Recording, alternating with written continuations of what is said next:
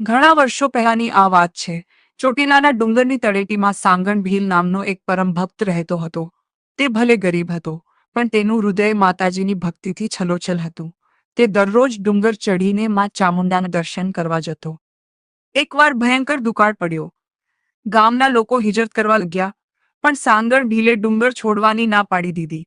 તેણે નક્કી કર્યું કે ભલે ગમે તે થાય, હું મારી માને છોડીને ક્યાંય નહીં જાઉં.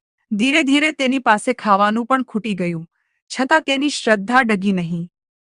ભૂખ અને તરસથી વ્યાકુળ સાંગણ જ્યારે ડુંગર પર માના દર્શન કરવા ગયો, ત્યારે તે નિશક્ત થઈને ત્યાં જ ઢળી પડ્યો.